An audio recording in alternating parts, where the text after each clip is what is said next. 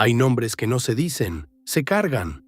Y cuando el viento pasa rozando las piedras del Kremlin, yo lo escucho, como si el aire tuviera memoria y decidiera devolvérnosla en forma de campanas apagadas. Iván Vasilievich. No es un nombre, es una herida con título. Esta noche no vengo a contarte la fábula simple del monstruo con corona. Ese retrato infantil, cómodo, donde el mal es una máscara y el mundo queda limpio al final. Número. Iván no fue un accidente ni un capricho de un cielo aburrido.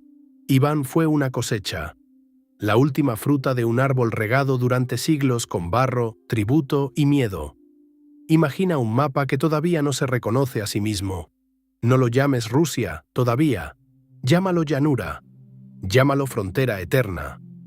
Un lugar donde ser príncipe era apenas una forma elegante de morir y donde cada invierno no era estación sino sentencia. Allí, cuando los jinetes del este aún pedían oro con el látigo en la mano y el oeste miraba con desprecio mezclado con temor, nació el niño que aprendió demasiado pronto que la ternura es un lujo. Para comprenderlo, si es que esa palabra cabe, hay que borrar primero la caricatura.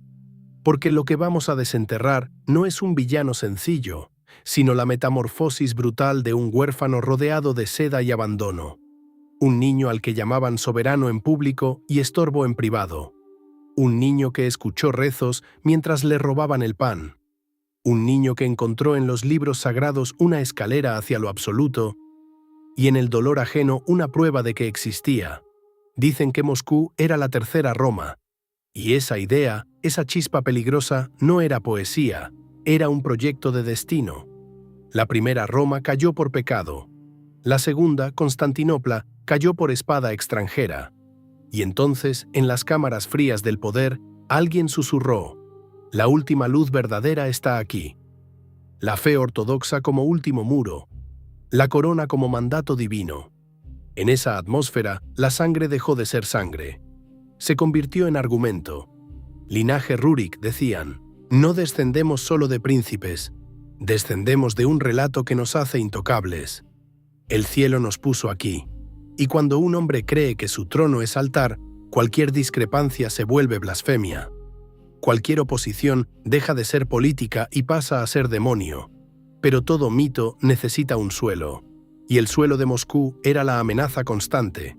Al sur, canatos de jinetes expertos que llegaban como tormenta, quemaban aldeas y se llevaban vidas enteras a mercados lejanos. Al oeste, Lituania y Polonia empujaban la frontera como quien empuja un cuchillo. Al norte, potencias del mar cerraban el paso y asfixiaban el comercio. Un animal cercado, con dientes y hambre. Y ya lo sabes, nada es más peligroso que un poder que siente la cuerda en el cuello. En ese mundo, el niño Iván llegó como un milagro que duró poco. Su padre, Basilio, había deseado un heredero con desesperación antigua. Dicen que encerró a una esposa en un convento por no darle hijo. Cuando Iván nació, el alivio sonó como campana grande. Pero la campana se quebró pronto. A una edad en la que un niño debería temer a la oscuridad por cuentos, Iván vio la oscuridad por costumbre. Su padre murió por una infección en la pierna, algo que hoy parecería pequeño, pero entonces era puerta hacia el caos.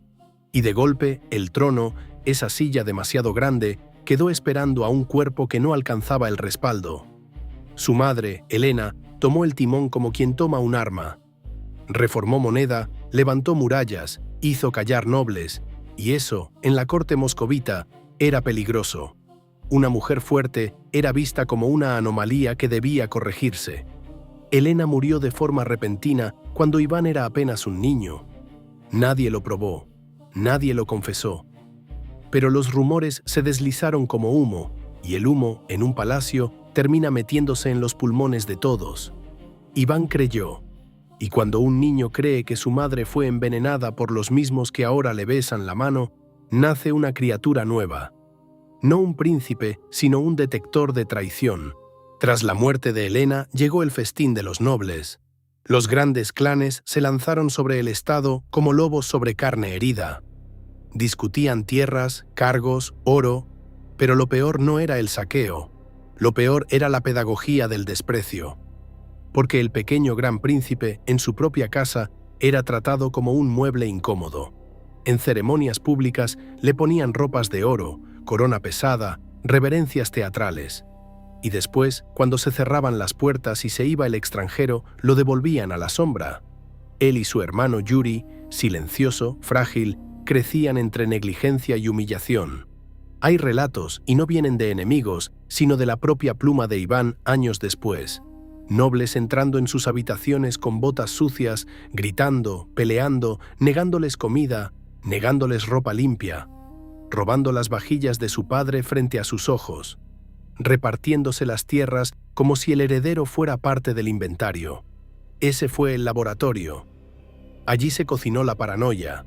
Allí aprendió que el poder no es justicia, es fuerza, que la lealtad no existe, existe el interés, que un beso en la mano puede ser la antesala del veneno. Y como todo niño encerrado, buscó una salida. Algunos buscan juegos, otros buscan amigos. Iván buscó libros. Dicen que se refugiaba en la biblioteca heredada de su abuela Sofía, una princesa bizantina que había traído consigo el eco de un imperio caído. Allí el niño aprendió teología como quien aprende un mapa para sobrevivir. Se empapó de crónicas, de emperadores, de sermones, y en esas páginas encontró una idea que lo salvaría y lo condenaría. El soberano no es un hombre, es un instrumento de Dios. Si el soberano es instrumento, su ira puede ser sagrada, su castigo puede ser sacramento, su violencia puede ser liturgia. Pero el corazón humano no se vuelve piedra solo con lectura, también necesita práctica. Y aquí llega el reverso oscuro del niño culto, la crueldad, porque cuando no puedes golpear al lobo que te humilla, golpeas a lo que puedes. Las crónicas hablan de animales lanzados desde torres, de una curiosidad fría viendo caer cuerpos pequeños hacia el suelo. No era travesura, era ensayo, era el instante en que descubrió que hacer daño produce control. Y el control, para un niño acorralado, sabe a salvación. Así se forma una mente, con miedo y doctrina, con hambre y Biblia, con silencio y cálculo. Hasta que un día el títere decide cortar los hilos. Ocurrió en una cena, cuando Iván era todavía un muchacho. Era joven, sí, pero el resentimiento envejece rápido. Se levantó, señaló al noble más poderoso del momento, Andrei Shuisky. Lo acusó de mala administración, de insolencia ante la corona, de traición disfrazada de rutina. Nadie se rió, o quizá algunos lo intentaron, por inercia, pero la risa se congeló cuando Iván dio la señal. Sus hombres, los pocos fieles, los que le debían su lugar a él y no al apellido, se lanzaron sobre Shuisky, lo arrastraron fuera, lo entregaron a una jauría hambrienta. Y el mensaje fue claro. La infancia terminó. El miedo cambió de dueño. Aquel día, el huérfano descubrió otra cosa. El poder tiene sabor, y cuando el poder se mezcla con resentimiento, se vuelve adicción. Desde ese momento, Iván no buscaría aprobación, buscaría rendición. Y esto, oyente de noche, es apenas el umbral, porque todavía falta la ceremonia donde un joven decide que ser gran príncipe es poco, y que el mundo debe conocerlo como algo más cercano a César. Falta el amor que lo calmó y la muerte que lo rompió. Falta el fuego de Moscú, las reformas, la guerra, y esa sombra negra que cabalga con símbolos de perro y escoba. Pero no corras, la historia de Iván no se entiende con prisa. Se entiende como se entiende el invierno, quedándote dentro, escuchando cómo cruje la madera y aceptando que el frío siempre vuelve. El muchacho que había probado el miedo ajeno no tardó en querer algo más que obediencia en un salón.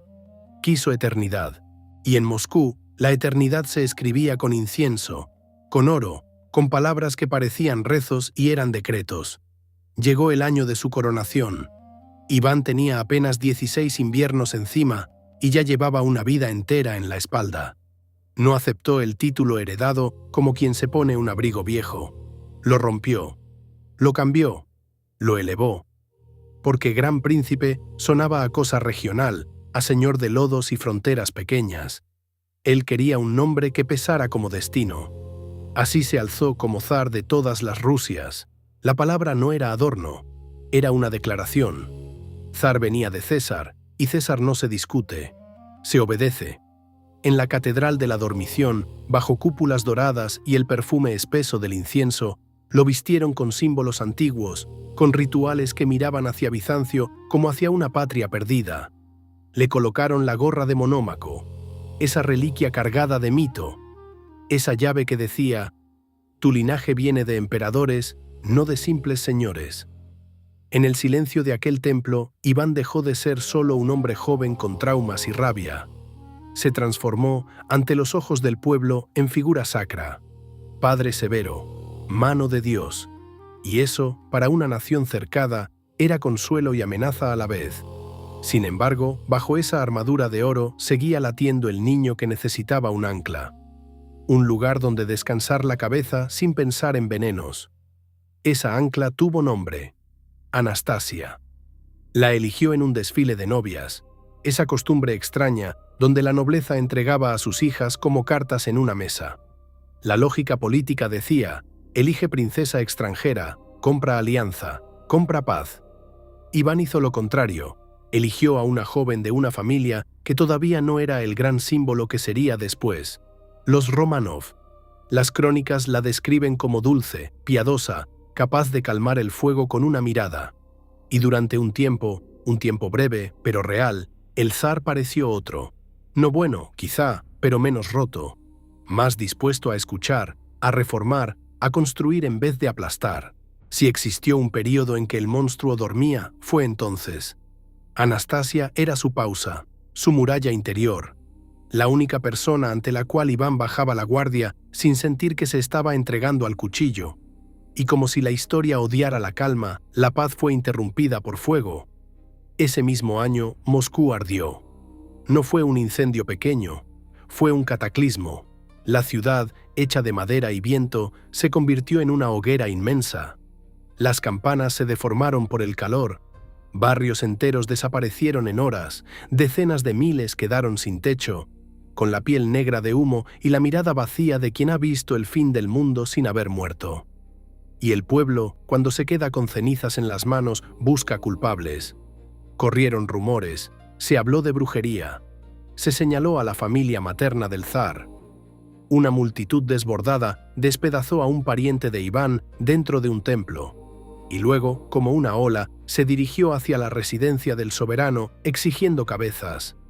Imagina ese momento, el joven zar, recién elevado a figura casi divina, viendo a su propio pueblo rugir bajo sus ventanas. No como súbditos, sino como tormenta. Ese día, Iván sintió de nuevo su vulnerabilidad. Y en lugar de responder con una masacre inmediata, que muchos habrían esperado, eligió una jugada distinta. Se presentó ante la gente, pidió perdón, prometió justicia. Un acto de humildad que tenía el brillo de lo espiritual y la astucia de lo político. Dijo, en esencia: el fuego es castigo, no solo por pecados personales, sino por la corrupción de los poderosos. Y allí, entre cenizas, Iván encontró una nueva justificación para su misión: purgar. De esa epifanía nació un período de reformas que pocos recuerdan cuando pronuncian su apodo. Se rodeó de un círculo distinto, no los grandes linajes que habían pisado su infancia, sino hombres con mérito, con hambre de orden. Apareció Alexei Adashiev, administrador eficaz, y el sacerdote Silvestre, confesor y guía moral. Juntos formaron lo que muchos llamarían el Consejo Elegido, una especie de gobierno íntimo que intentó modernizar el Estado. Durante esos años, Iván pareció un arquitecto. Se convocó una asamblea que por primera vez reunía no solo a nobles de sangre, sino también a clero y representantes de otros sectores. Un gesto que no era democracia, pero sí herramienta. Al escuchar quejas del pueblo contra los abusos locales, el zar construía apoyo popular para golpear a la vieja aristocracia con legitimidad. Después llegó el gran texto legal, el Sudebnik, un código que buscaba unificar lo disperso, limitar la corrupción, hacer que la justicia dejara de ser propiedad privada de un señor provincial, ordenar, centralizar, hacer que el oro y la autoridad fluyeran al Kremlin, no a los bolsillos de intermediarios. Y como Iván entendía que un imperio no se sostiene solo con leyes, también tocó el alma. Convocó el concilio de los 100 capítulos, el Stoglav. reformó rituales, impuso disciplina eclesiástica, frenó abusos monásticos. Fe, sí, pero también control. Una sola fe ordenada es una nación más fácil de gobernar. Luego vino la innovación que cambió el equilibrio. Un ejército profesional permanente. Los streltsí, infantería armada con pólvora, pagada por el Estado. Ya no dependería de la lealtad caprichosa de los nobles para guerrear. Ahora tenía hombres cuya fidelidad era salario, identidad y miedo reverente. Un zar con leyes nuevas, iglesia domesticada y tropas propias. Es un zar que pronto mira hacia afuera, porque el yugo tártaro no era recuerdo, era cicatriz abierta. Y al este todavía quedaban kanatos que durante siglos habían mordido a Moscú. Iván decidió morder primero. La campaña contra Kazán fue anunciada como misión y como venganza histórica. Reunió un ejército enorme, artillería pesada, ingenieros. Llevó tecnología donde antes reinaba la caballería ligera. Levantaron torres de asedio, cavaron túneles, colocaron pólvora bajo las murallas. La ciudad resistió hasta que la tierra misma explotó. Y cuando Kazán cayó, no cayó con elegancia. Cayó con sangre, con gritos, con río teñido. Iván ordenó matar a la guarnición y liberar cautivos cristianos. Para muchos rusos fue liberador, para otros fue el comienzo de una costumbre, la violencia como sello de victoria. En Moscú, para celebrar, se ordenó construir un templo que parecía un sueño febril hecho piedra. La catedral que el mundo llamaría San Basilio. Color, geometría, cúpulas como llamas congeladas. Una memoria de conquista convertida en oración. Después, Astracán. Más al sur, una llave sobre el Volga. Una operación rápida, casi quirúrgica. Y de pronto, el gran río quedó bajo dominio ruso desde su origen hasta su desembocadura. Moscú dejó de sentirse encerrada, el imperio comenzaba a respirar, pero mientras el zar miraba al este, el azar le trajo una visita desde mares fríos. Un barco inglés perdido, hombres del Renacimiento llegando a un mundo de monjes, nieve y silencio. El encuentro abrió comercio, correspondencia, tecnología. Iván vio oportunidad. Romper bloqueos, adquirir armas, ampliar la diplomacia. Y sin embargo, bajo ese crecimiento, en el corazón de Iván seguía viviendo el niño que no olvidaba. Porque la confianza en él no era un puente, era un campo minado. Y se acercaba el instante en que la vida le mostraría, de forma brutal, que incluso sus aliados podían temblar cuando el zar parecía morir. Ese momento, la enfermedad, el juramento negado, la traición percibida, será la grieta por la que entrará la sombra. Hay un punto en toda vida donde el cuerpo se convierte en tribunal. En la de Iván, ese punto llegó cuando la fiebre lo tumbó y el Kremlin, de pronto, olió a sucesión. Fue un año de temblores internos. El zar, conquistador y reformador, cayó enfermo con una violencia que parecía anuncio de final. En aquel tiempo, la enfermedad de un soberano no era asunto privado, era la grieta por donde se colaban cuchillos políticos. Y mientras Iván deliraba, el Estado entero contuvo la respiración. Él creyó que iba a morir, y como quien quiere cerrar una puerta antes de que el viento la arranque, llamó a los hombres poderosos y les exigió un juramento. Lealtad al heredero, un niño recién nacido. Dmitri, tan pequeño que la palabra futuro parecía demasiado grande para su cuna. Lo que Iván vio desde su cama fue, para su mente, la confirmación de todo lo que había aprendido en la infancia. No vio preocupación por el reino, vio cálculo, vio murmullos, vio hombres que ya repartían el botín mientras él aún respiraba. Muchos nobles se negaron a jurar, no querían un zar niño, preferían a un adulto moldeable, un pariente que pudieran manejar como se maneja un títere con guantes finos. Y lo peor, para Iván, no fue solo la duda de los de siempre. También notó tibieza en quienes él consideraba cercanos.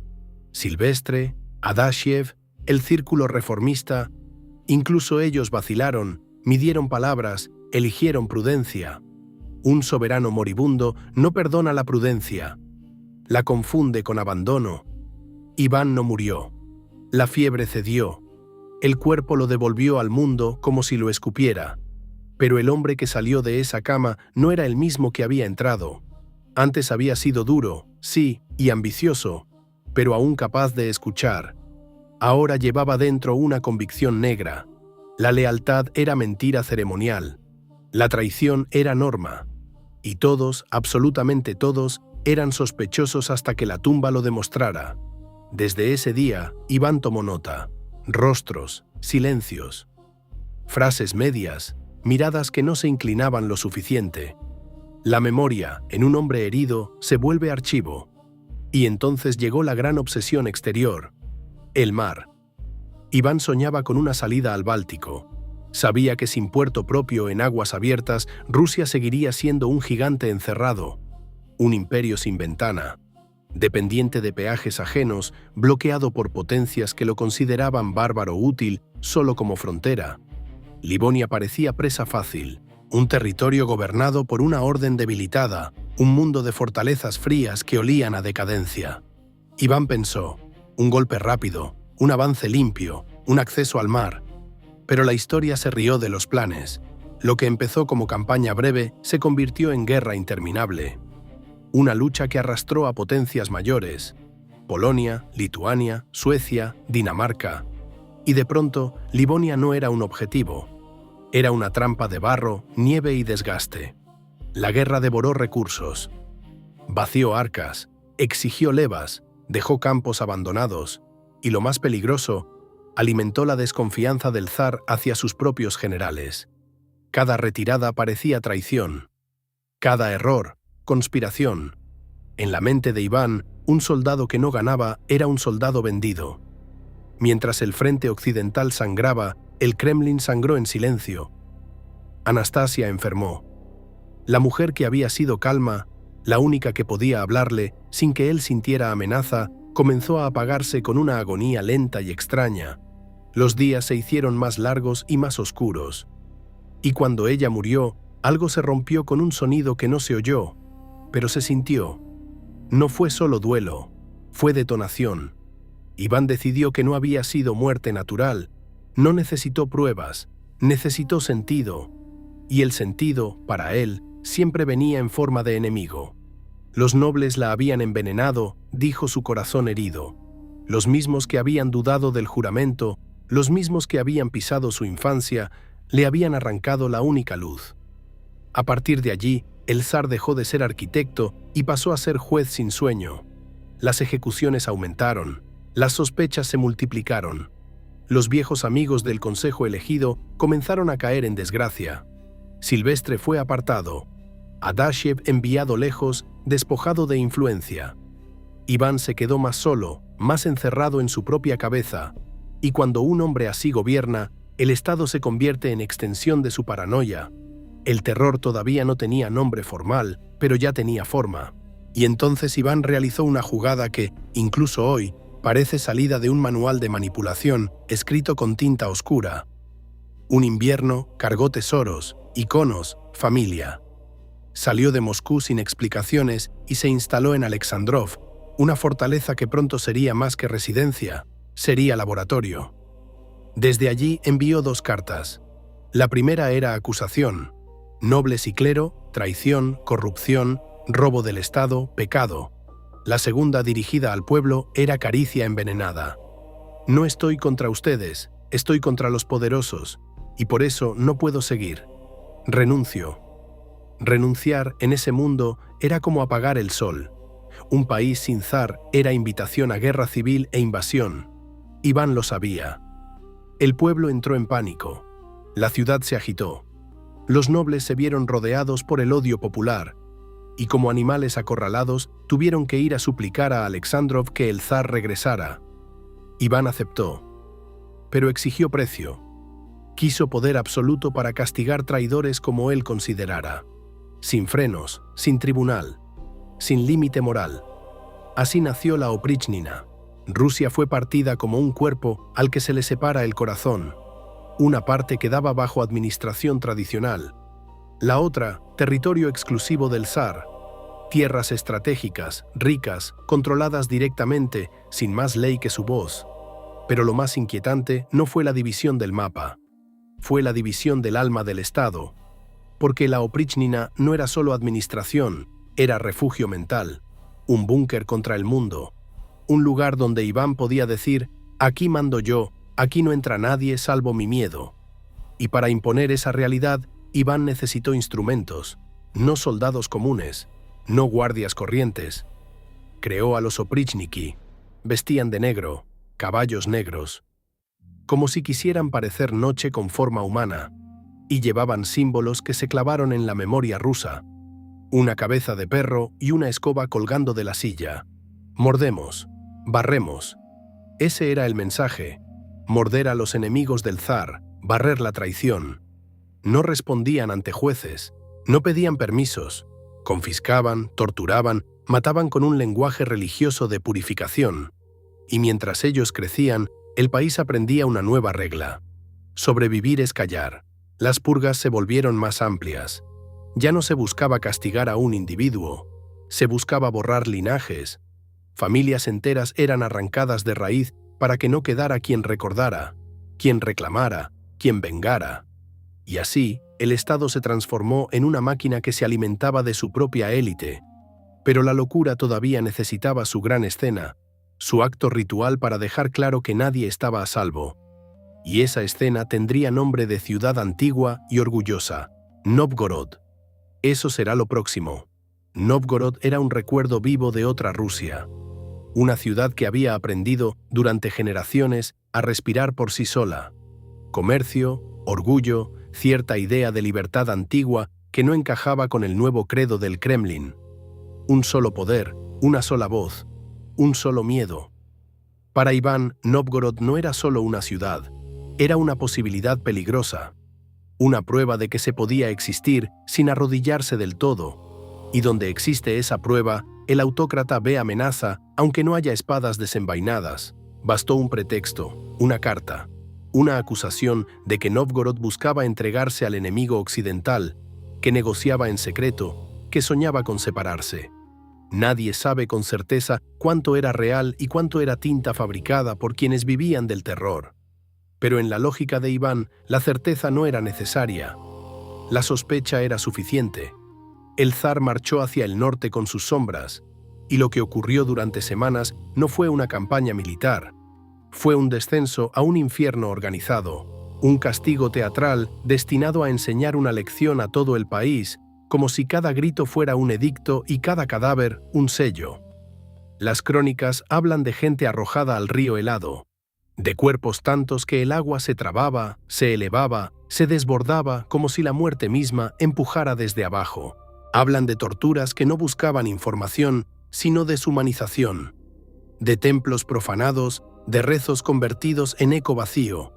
Y se dice, porque estas historias caminan siempre entre verdad y espanto, que Iván observaba algunas ejecuciones recitando pasajes sagrados, como si el castigo fuera liturgia, y él, sacerdote de una religión que tenía por dogma el miedo. Novgorod quedó quebrada, no solo por muertos, sino por hambre. Almacenes destruidos, comida arrasada, supervivientes condenados a un invierno sin misericordia. La ciudad aprendió lo que Iván quería que todo el país aprendiera. No existe refugio dentro de Rusia si el zar decide que eres enemigo. Y sin embargo, el terror interno tiene una ley extraña. Cuando devoras tu casa para protegerla, un día te quedas sin paredes. Mientras los oprichniki se ejercitaban en castigar campesinos, monasterios y ciudades rusas, los enemigos exteriores se reorganizaban. Occidente no se quedó quieto mirando. Polonia y Lituania encontraron un líder capaz, Esteban Báthory, y con él llegó una guerra más seria, más moderna, más fría. En Livonia, las derrotas rusas comenzaron a acumularse como nieve pesada sobre un techo ya agrietado. Los mejores mandos habían sido ejecutados o humillados. Otros desertaron. Algunos prefirieron servir al enemigo antes que esperar el golpe de su propio soberano. El zar que se creía elegido empezó a perder terreno.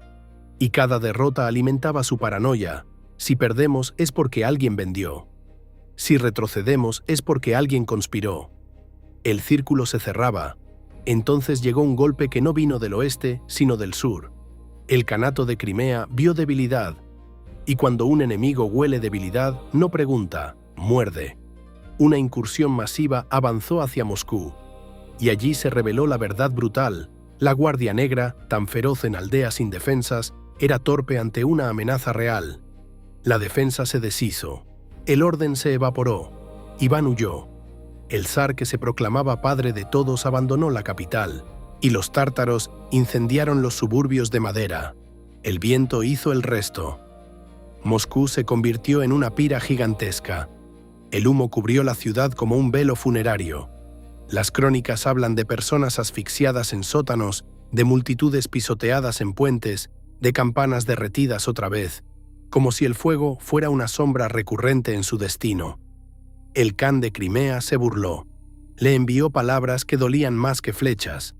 Había quemado Moscú porque el zar no tuvo valor para defenderla. Aquel incendio fue espejo. Mostró al país que el experimento de la Oprichnina había construido un monstruo eficaz para el terror interno, pero inútil para la guerra exterior. Y mostró a Iván algo peor, que su método lo estaba dejando sin reino.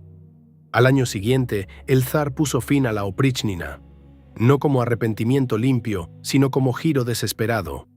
Prohibió incluso pronunciar el nombre, como si callarlo pudiera borrarlo. Y muchos de los antiguos oprichniki, los favoritos de ayer, se convirtieron en víctimas hoy. Fue una purga de purgadores, el perro rabioso mordiendo a los suyos. Pero aunque el mapa se reunificara, el daño ya estaba hecho. La confianza había muerto. La nobleza superviviente era obediente, sí, pero rota. El país entero era una red de silencio y delación, donde la iniciativa se castigaba y la prudencia se confundía con conspiración. A partir de ahí, la vida de Iván entró en su última espiral. Una mezcla de derrota, enfermedad, obsesión religiosa y violencia doméstica que terminaría en el acto más famoso y más trágico de su reinado: el golpe contra su propio hijo. Hay tragedias que parecen escritas para demostrar que el poder absoluto no solo destruye enemigos, también devora sangre propia. Y en la historia de Iván, el acto más oscuro no ocurrió en una plaza pública ni en un campo de batalla, sino dentro de una casa, en un pasillo donde el miedo ya vivía como un sirviente más. Fue en Alexandrov, en ese refugio de piedra donde Iván había querido esconderse del mundo, sin entender que el mundo más peligroso lo llevaba dentro. Allí, una discusión familiar se volvió sentencia histórica. Todo empezó con su nuera, embarazada. Se dice que Iván entró y la encontró vestida de un modo que consideró indecoroso, insuficiente según el protocolo rígido que él mismo imponía, como si el orden externo pudiera remendar su caos interno. La ira subió sin freno, golpeó a la mujer con violencia.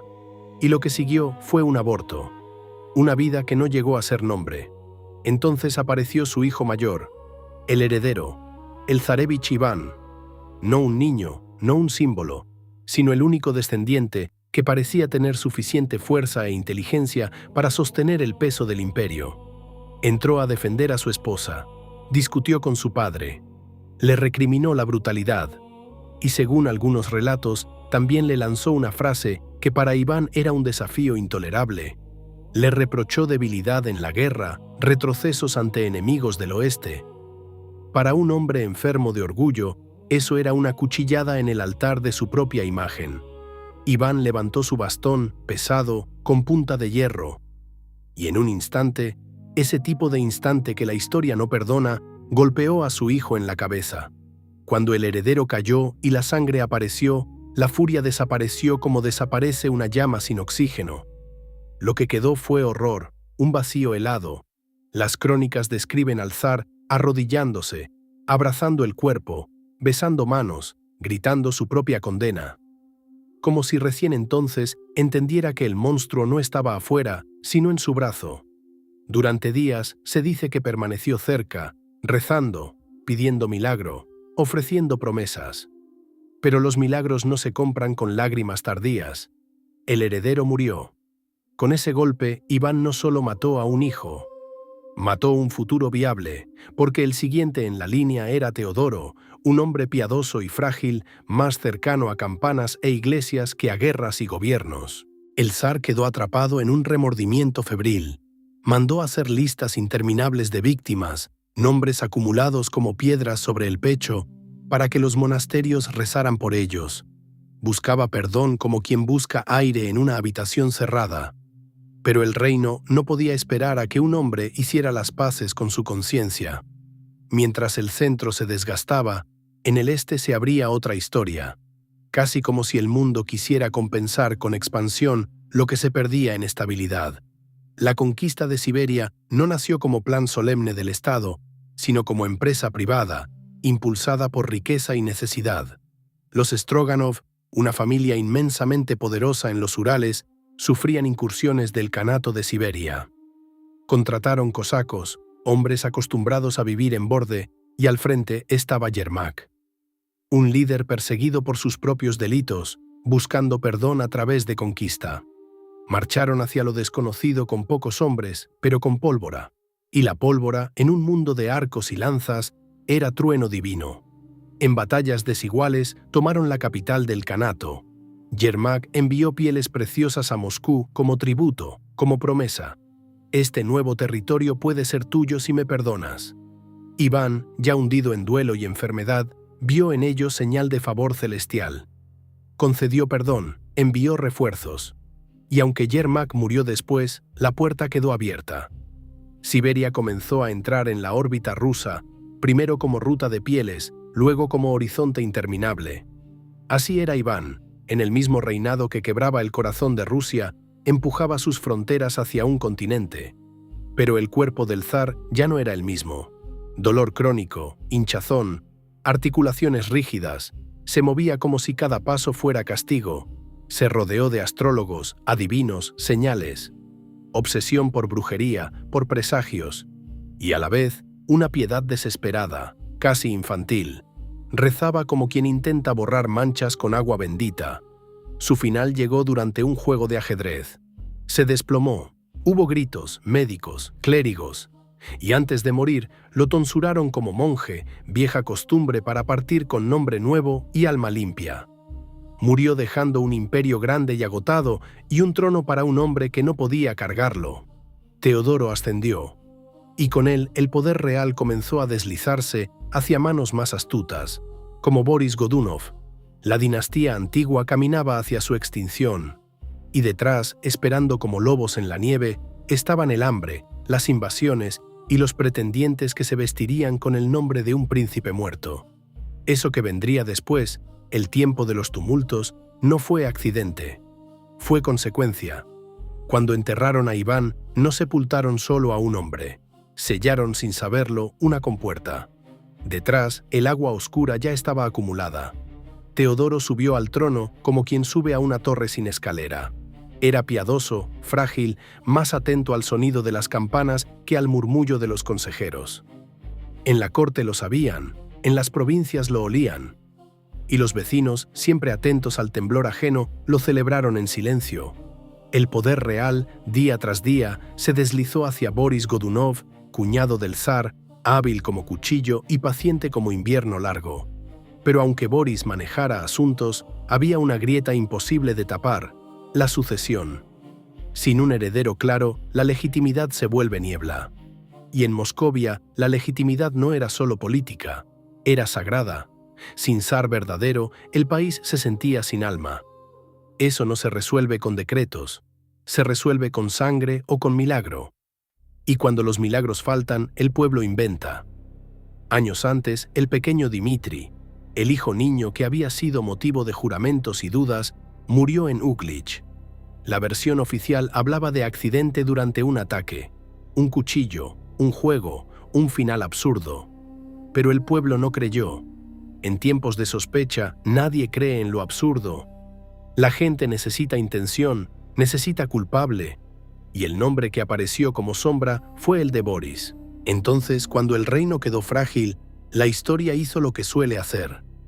Abrió paso a los impostores, se corrió el rumor de que Dmitri no había muerto, que había escapado, que regresaría, y en una tierra que necesitaba desesperadamente un zar de sangre, la idea fue suficiente para encender hogueras de fe. Apareció el primer falso Dmitri, un hombre que decía ser el hijo perdido, apoyado desde fuera, sostenido por intereses extranjeros que entendieron rápido el valor de esa máscara. porque un nombre, en Rusia, podía mover ejércitos más que una espada. Y el pueblo, hambriento de certeza, decidió creer. No porque fuera verdad, sino porque la necesidad es un Dios exigente. Así comenzó el tiempo de los tumultos.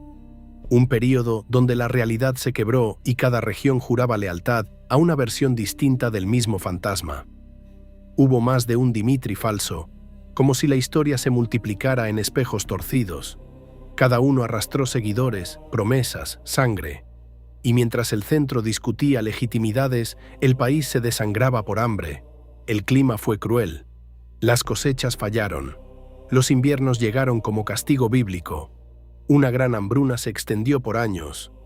Las crónicas hablan de gente comiendo paja, de cuerpos en calles, de familias vendiendo todo por pan.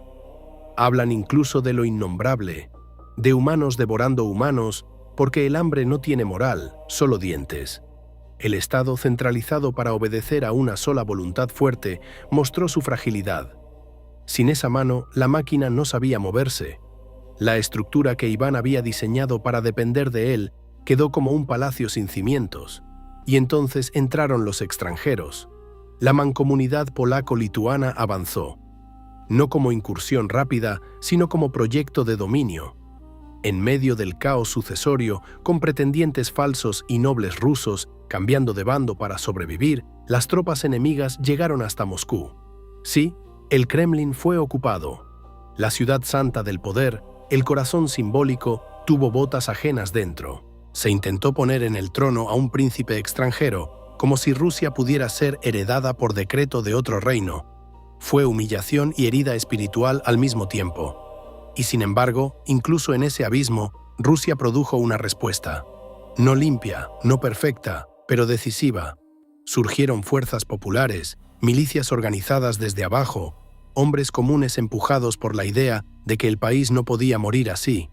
El invasor fue expulsado, Moscú fue recuperada. Y después, para cerrar la grieta de legitimidad, se eligió una nueva dinastía, los Románov. Ahí aparece la ironía final.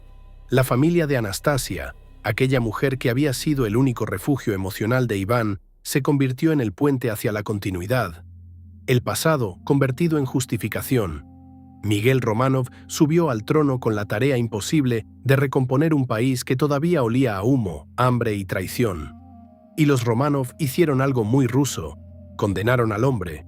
Conservaron el sistema. Iván fue presentado como advertencia, como ejemplo de exceso y locura. Pero la autocracia centralizada que él había perfeccionado siguió viva. Cambió la voz, cambió el rostro, cambió el estilo, pero la idea quedó. El Estado es uno, el centro manda, y la obediencia es el precio de la unidad. La sombra del terrible, así, no murió con él. Se quedó en los pasillos, se quedó en la forma de entender el poder, y mientras el país intentaba curarse, Europa también escribía su versión de Iván. En Occidente, la imprenta trabajaba como ejército silencioso. Pánfletos, grabados, relatos exagerados de atrocidades. El tirano del Este se convirtió en un personaje útil, un monstruo propagandístico que justificaba guerras y alimentaba miedo. A veces la espada mata, a veces la tinta condena por siglos. Hay una forma de soledad que no se cura con ejércitos. Y en Iván, esa soledad dejó huellas incluso en la diplomacia, en la forma en que hablaba con reyes y reinas como si estuviera discutiendo con fantasmas propios. Todo comenzó con un accidente del mar. Un barco inglés que llegó al norte, empujado por tormentas, como si el hielo hubiera decidido abrir una puerta. Los ingleses buscaban rutas hacia Oriente. Encontraron Moscovia. Y Moscovia, que llevaba siglos sintiéndose encerrada, vio en esos hombres una grieta hacia el mundo. Iván entendió el valor del comercio con rapidez, no solo por riqueza, sino por estrategia. Si el Báltico estaba bloqueado por enemigos, el norte podía ser camino alterno. Privilegios especiales fueron concedidos a mercaderes ingleses, almacenes, exenciones, ventajas que irritaban a otros, pero que al zar le parecían inversión. Sin embargo, detrás del intercambio de pieles, metal y armas, había una conversación más extraña, casi íntima. Iván empezó a escribir a Isabel, reina de Inglaterra, Y sus cartas no eran frías como suele ser la diplomacia. Tenían tono personal, una familiaridad casi imprudente, como si Iván, acostumbrado a hablar con súbditos que solo asentían, buscara por fin un interlocutor que no temblara. La relación epistolar fue un duelo. Isabel era astuta, calculadora, experta en decir sin prometer. Iván era volcánico, directo, incapaz de fingir paciencia cuando el orgullo ardía. Él quería más que comercio. Quería alianza militar, quería respaldo contra enemigos occidentales y, lo más revelador, quería una garantía de refugio. Sí, el zar, en el fondo de su paranoia, imaginó la posibilidad de tener que huir de su propio reino. Quería un acuerdo. Si alguno de los dos era expulsado por rebelión o traición, el otro debía acogerlo con honor. La idea es casi absurda, y al mismo tiempo perfectamente lógica para un hombre que veía conspiraciones en cada esquina. Un soberano que se proclamaba elegido, pero que no confiaba en nadie lo suficiente como para dormir sin imaginar un cuchillo. Pedía asilo como quien pide una salida secreta de su propia mente. Isabel respondió con cortesía cuidadosa. No se comprometió a guerra por intereses rusos. Habló de hospitalidad, de amistad, de comercio. Nada más. Y eso, para Iván, fue humillación. Entonces escribió una de esas cartas que revelan más que 1000 crónicas. La acusó de no gobernar realmente. Dijo que Inglaterra estaba dominada por mercaderes vulgares, que ella era soberana solo de nombre. Palabras duras, casi insulto, dichas con esa franqueza que Iván confundía con verdad. Hubo incluso rumores, persistentes como eco, de que Iván llegó a considerar matrimonio. Una unión impensable. El oso moscovita junto a la reina que se negaba a ser poseída por nadie. Isabel, por supuesto, no aceptó. Ella decía estar casada con su nación, y quizá también entendía que un vínculo así era abrir una puerta a un huracán. Lo que quedó fue comercio y tensión, tecnología y distancia. Rusia ganó armas, especialistas, contacto. Inglaterra ganó privilegios y materias valiosas. Pero Iván no obtuvo lo que buscaba en secreto: la sensación de no estar solo ante el abismo. Mientras tanto, en Europa Central, la imprenta martillaba la imagen del zar, panfletos que lo pintaban como monstruo absoluto, relatos de empalamientos, torturas, ciudades arrasadas. Parte de ello era verdad, parte exageración útil. La propaganda no necesita precisión, necesita efecto.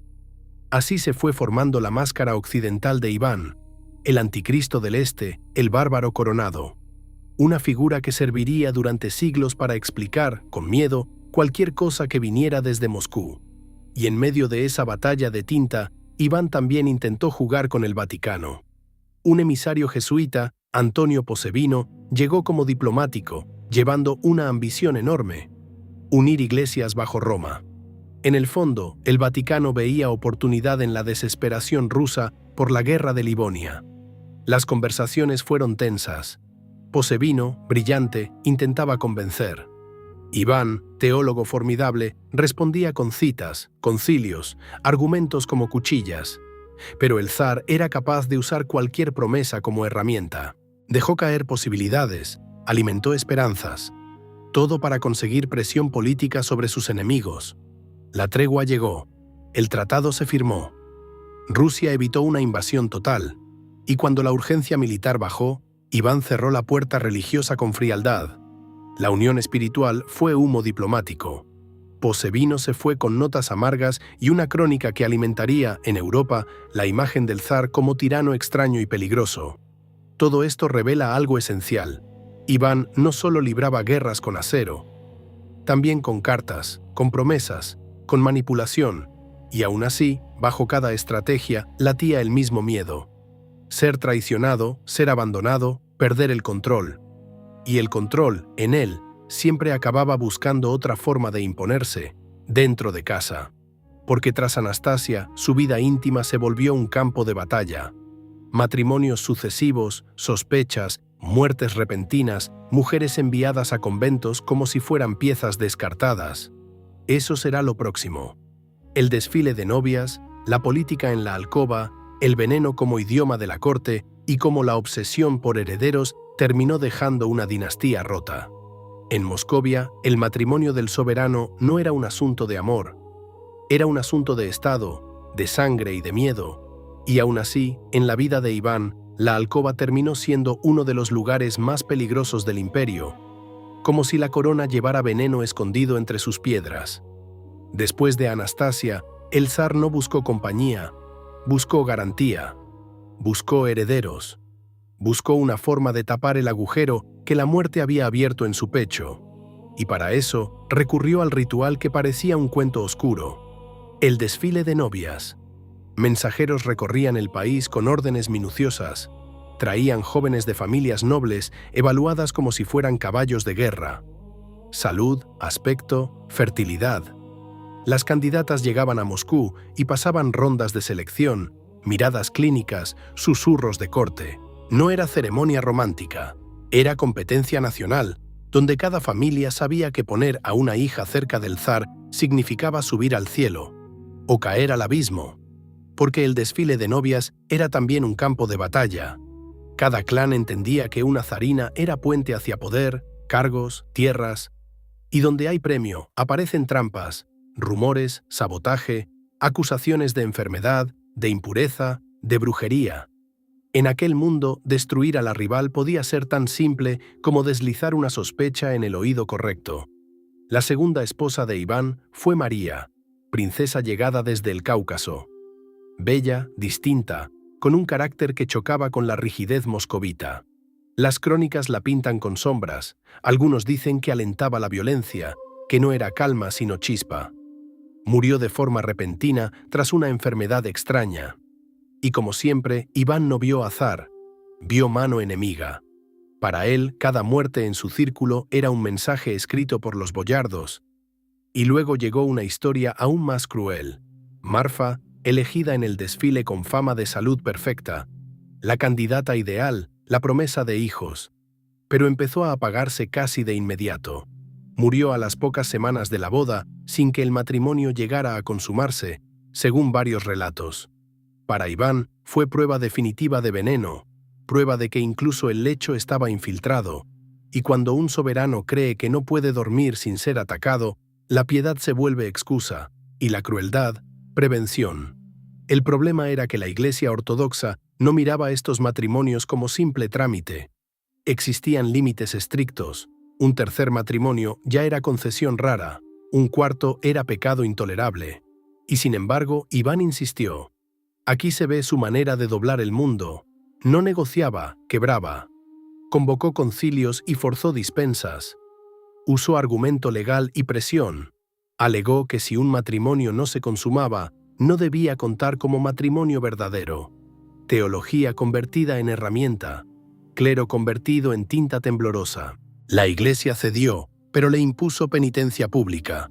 Se le restringió el acceso a ciertas partes durante la liturgia. Era una forma de decir sí mientras se intentaba salvar, al menos en apariencia, la autoridad moral. Pero en realidad el precedente ya estaba plantado. Si el zar quería, las reglas sagradas podían torcerse. A partir de allí, las esposas se sucedieron como estaciones breves. Algunas fueron apartadas y enviadas a conventos, esa muerte en vida reservada para mujeres que caían en desgracia.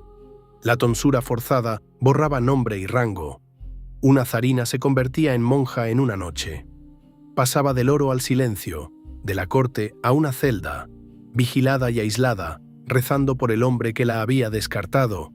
Y el convento no era solo castigo personal, era limpieza política. Convertir a una esposa en monja anulaba el poder de su familia, cortaba redes, eliminaba reclamaciones. Sin embargo, no todas estas mujeres fueron solo víctimas pasivas. Dentro del Terem, el mundo privado femenino del Kremlin, se movía información, se tejían alianzas, se negociaban indultos para parientes. Una zarina podía ser mediadora, escudo, filtro. Anastasia lo había sido. Después, casi ninguna pudo, porque Iván ya no buscaba mediación, buscaba control. Y en un ambiente así, el veneno se vuelve idioma natural. El mercurio, usado como medicina en aquella época, era también sospecha constante. Curaba, decían, pero envenenaba. Se aplicaba para dolores, para infecciones, para males que hoy entenderíamos de otra manera. Los análisis modernos encontrarían en restos reales niveles altos de esa sustancia, como si la corte hubiera vivido respirando tóxico lento. Ese detalle importa, porque explica algo inquietante. La frontera entre tratamiento y asesinato era borrosa. Un ungüento podía ser cura o sentencia, y en el Kremlin, donde cada sonrisa podía esconder una daga, esa borrosidad alimentaba la paranoia como leña seca. Iván, con dolor físico creciente, con mente cada vez más agitada, empezó a moverse entre dos extremos: misticismo febril y furia inmediata. Oraba durante horas y luego castigaba como si la oración fuera combustible. Ese mundo íntimo, roto y venenoso, preparó el terreno para la última etapa. El zar viejo, enfermo, obsesionado con la brujería y con la necesidad desesperada de limpiar su conciencia antes del juicio final. Y junto a ello, otra pieza clave de su legado: la maquinaria del control, la burocracia convertida en arma.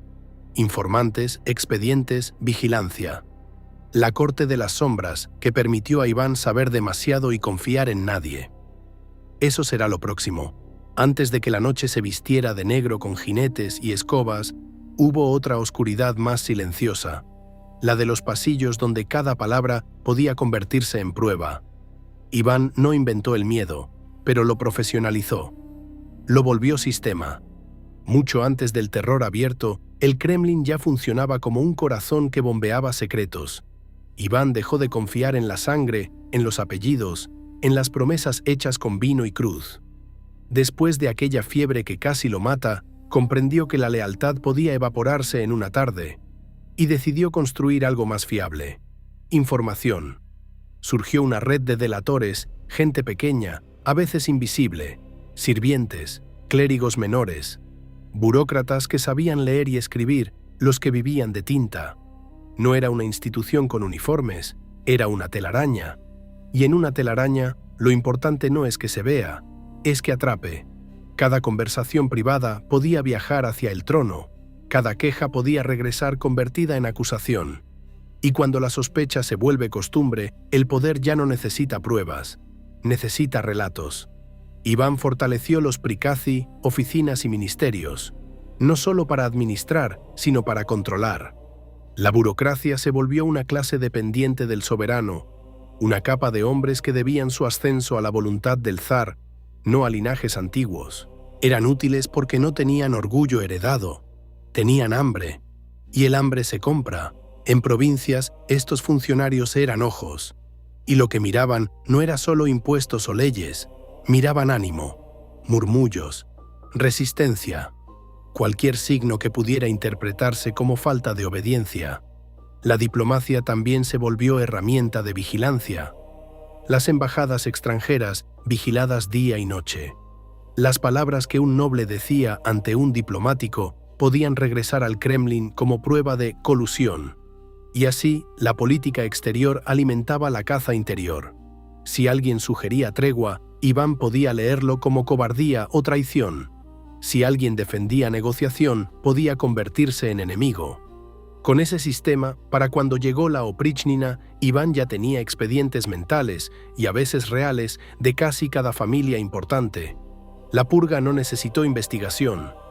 Solo necesitó la decisión de que el relato de traición era verosímil. Y en el centro de todo estaba el cuerpo del zar, deteriorándose. El dolor físico es un consejero terrible. No te da ideas, te quita paciencia. Iván sufría de males crónicos, articulaciones rígidas, una columna que lo castigaba. Y en aquel tiempo, la medicina era alquimia con pretensión de ciencia.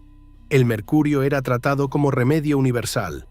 Ungüentos, pócimas, aplicaciones que prometían alivio. Pero el mercurio no cura sin precio. Envenena lento.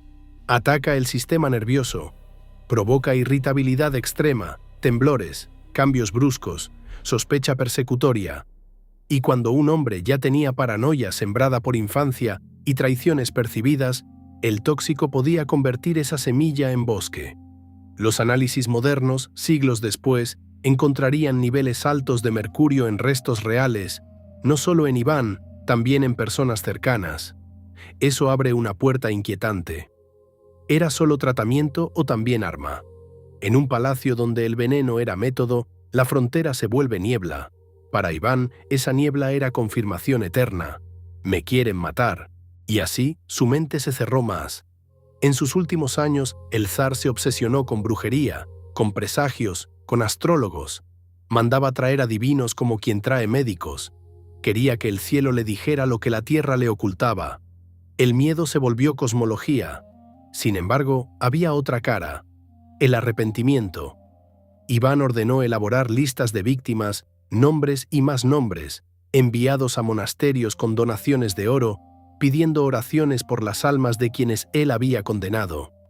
Era como si intentara comprar perdón con el mismo tesoro que había acumulado con violencia. El hombre que se creyó representante de Dios comenzó a temer el juicio de Dios como un niño teme el castigo del padre.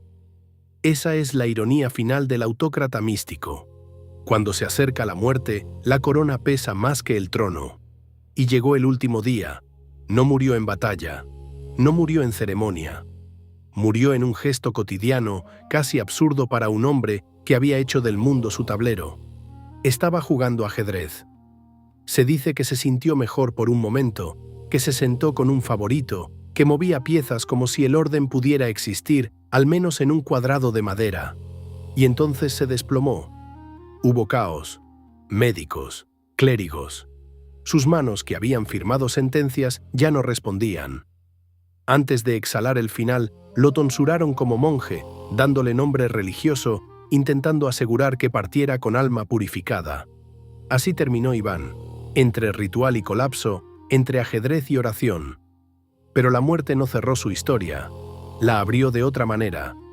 Porque el imperio que dejó era grande, sí, pero exhausto. Y el sistema que había construido dependía demasiado de una sola voluntad. Sin esa voluntad, Rusia se tambaleó. Ya te conté el caos del tiempo de los tumultos. Ahora falta una última capa: cómo se construyó la memoria de Iván, cómo lo pintaron los Románov, cómo lo rehabilitó el poder soviético, cómo se convirtió en espejo para líderes posteriores, y también cómo su mayor monumento, esa catedral de colores, quedó como símbolo ambiguo. Belleza nacida de sangre. Eso será lo próximo. La batalla por el recuerdo. La muerte no silencia a ciertos hombres, solo cambia el lugar desde donde hablan. Iván dejó de respirar, pero su nombre siguió caminando.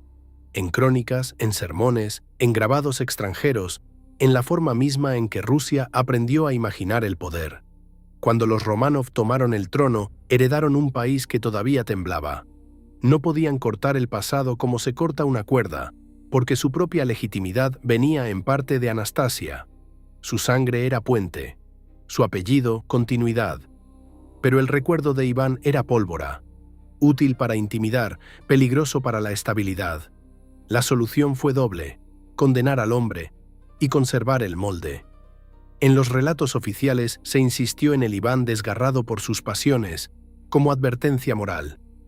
Miren lo que ocurre cuando el soberano se entrega al exceso, pero al mismo tiempo se mantuvo intacta la idea de la autocracia central, el Estado fortaleza, el poder como columna única. Era una cirugía de reputación. Separaron al monstruo del mecanismo, como si el mecanismo no hubiese sido parido por el monstruo. Así, Iván quedó en un rincón de sombra, útil como ejemplo de lo que no se debe repetir, mientras el sistema que él perfeccionó siguió respirando en el Kremlin. En Europa, en cambio, la imagen ya estaba tallada por la imprenta. Allí, Iván era el tirano del Este, un personaje que servía para explicar el miedo occidental hacia Moscovia. La propaganda de guerra, alimentada por relatos de atrocidades, convirtió su reinado en teatro permanente de barbarie. Muchos textos exageraban, algunos inventaban, pero la base era sólida. El terror había existido, y la tinta europea supo hacer lo que la tinta hace mejor: fijar una máscara. Esa máscara sobrevivió siglos. Incluso cuando Rusia intentó modernizarse, el imaginario occidental seguía recordando el viejo arquetipo: el soberano cruel, la tierra impenetrable, el poder que aplasta. Luego llegó el siglo de hierro, y otro hombre de hierro. En la Unión Soviética, el recuerdo de Iván cambió de dueño. Stalin miró hacia atrás y vio en el zar un reflejo útil.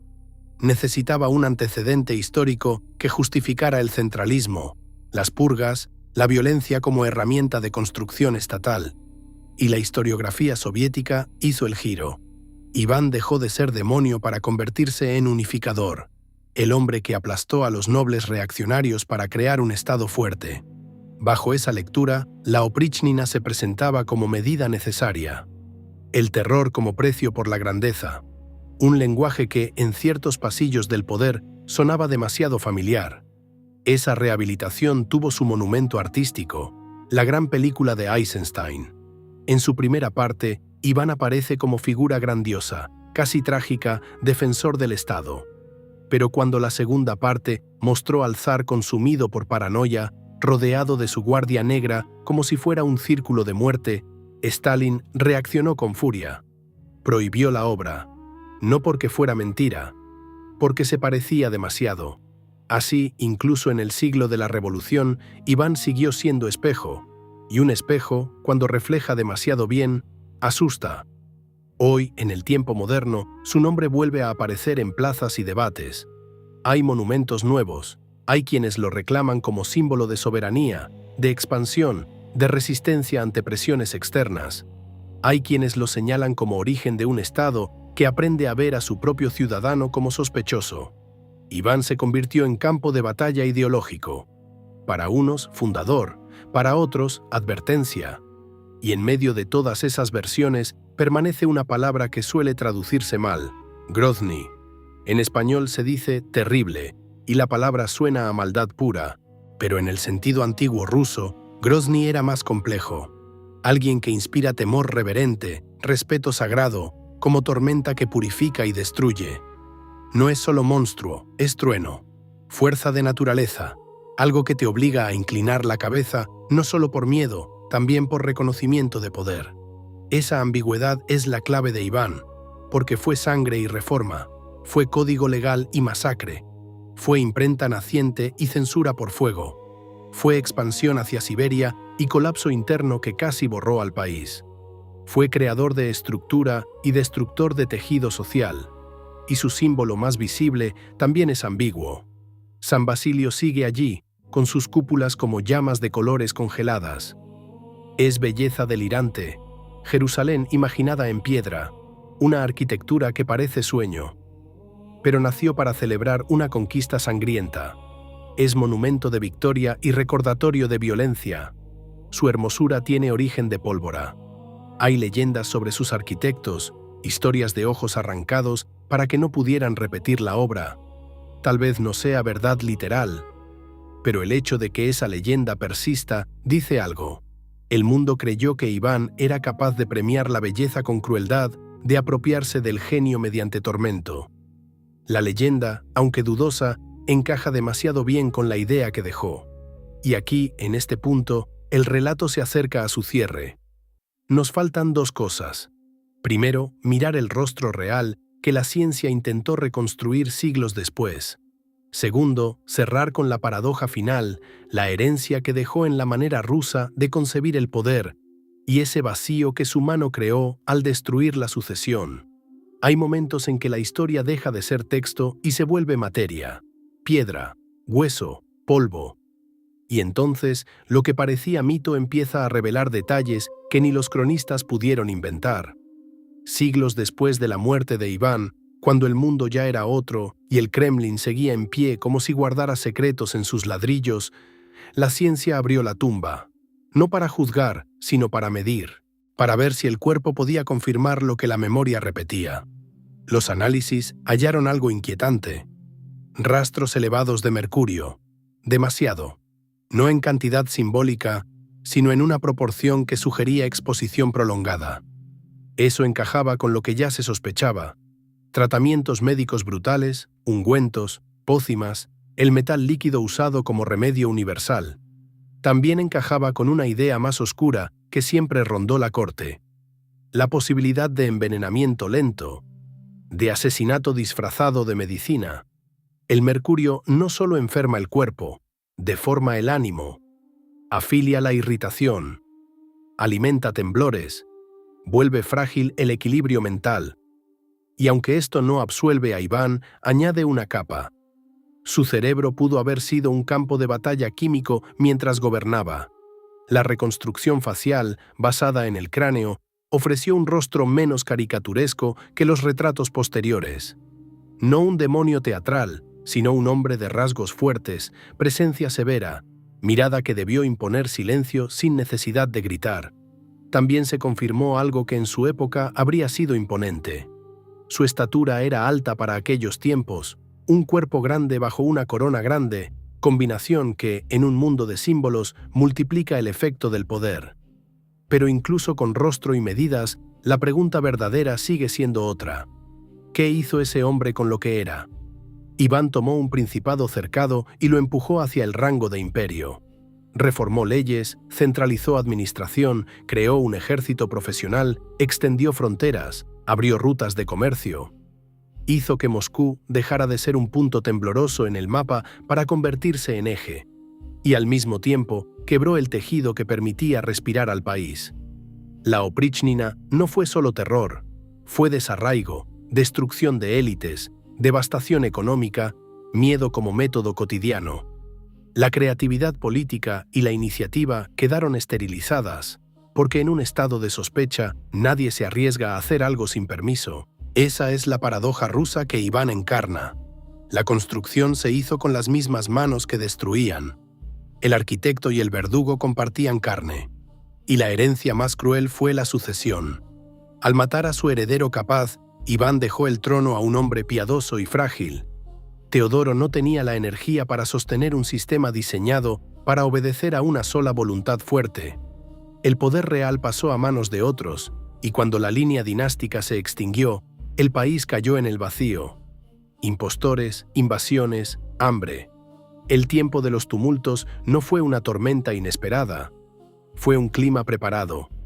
El zar que quiso hacerlo todo absoluto dejó un vacío absoluto. Por eso Iván sigue regresando en la memoria rusa, porque plantea una pregunta que no envejece: si un país enorme, rodeado de amenazas, puede sobrevivir sin mano dura. ¿Y cuánto cuesta esa mano dura cuando se convierte en hábito? Iván fue Grozny, trueno reverente, miedo sagrado, un poder que podía limpiar el aire o incendiar el bosque. Nos queda solo una parte para cerrar: el final como espejo, San Basilio como símbolo, y la última imagen del zar, no como caricatura, sino como sombra que aún camina por la Plaza Roja cuando cae la noche. Al final, cuando el ruido se apaga, lo que queda no es un grito, es un eco. Y el eco de Iván no vive en su tumba, sino en la forma en que Rusia aprendió a respirar bajo una autoridad única, en la idea de que el centro debe ser fuerte porque alrededor siempre acechan depredadores. Iván tomó una tierra que todavía no sabía llamarse a sí misma y la empujó hacia una identidad imperial. La Tercera Roma no fue solo un sueño teológico, fue una herramienta política, un lenguaje para convertir obediencia en fe. Bajo ese lenguaje, el zar dejó de ser un gobernante y pasó a ser figura sagrada. Y cuando el poder se vuelve sagrado, la oposición no es desacuerdo, es pecado.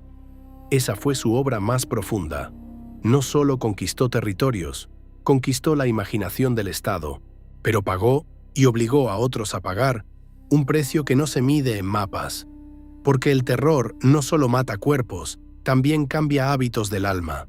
La Oprichnina enseñó a desconfiar, a callar, a sobrevivir por delación o por invisibilidad. Y aunque el experimento fue abolido, su espíritu quedó. La sospecha como método, el ciudadano como riesgo potencial, el silencio como forma de seguridad. Y sin embargo, incluso un hombre así necesitó dejar una huella que pareciera pura, una belleza que ocultara la sangre detrás del color. San Basilio sigue en pie como espejo perfecto. Sus cúpulas parecen fuego detenido, un sueño geométrico que desafía la lógica de su tiempo. Un templo que pretende recrear la Jerusalén celestial en plena plaza. Pero nació para celebrar la caída de Kazán, una conquista lograda con pólvora, asedio y muerte. Belleza levantada sobre victoria sangrienta. Si miras ese edificio con calma, Entiendes a Iván sin necesidad de palabras. Esplendor y violencia en el mismo gesto. Por eso, la leyenda de los arquitectos cegados persiste, aunque no sea segura. No importa si fue verdad literal. Importa que el mundo la creyera posible. Porque Iván dejó una reputación en la que incluso la gratitud podía tener forma de castigo. Su final, en contraste, fue pequeño. No cayó en una carga de caballería ni en un acto de gloria pública. Cayó en un tablero, entre piezas de ajedrez, como si la vida quisiera recordarnos que el destino de imperios a veces se decide en silencios domésticos. Lo tonsuraron como monje para que muriera con otro nombre, intentando limpiar la última página con un ritual. Pero la tinta ya estaba seca. Y entonces llegó la consecuencia inevitable. Un hijo incapaz de sostener el peso, un país que había aprendido a depender de un solo puño y un vacío que atrajo impostores y ejércitos extranjeros. El tiempo de los tumultos fue la sombra larga del terrible, el precio diferido de haber construido un Estado que funcionaba más por miedo que por instituciones capaces de sobrevivir al hombre. Por eso, cuando alguien hoy pronuncia terrible, yo escucho también el significado antiguo: Grodny, trueno, temor reverente, la fuerza que obliga a bajar la mirada. Iván fue eso, una tormenta que limpió ciertas viejas estructuras y al mismo tiempo quemó campos enteros que tardaron generaciones en volver a dar fruto. Si caminas de noche por la Plaza Roja y miras el Kremlin, hay un instante en que el frío parece hablar. Y en ese instante, su historia no suena como cuento moral, sino como advertencia sin conclusión simple. La grandeza levantada con miedo siempre deja grietas por donde vuelve el fuego. Yo soy susurros del pasado. Y esta crónica termina aquí, no porque el eco se apague, sino porque ya lo has escuchado lo suficiente para que te acompañe en silencio.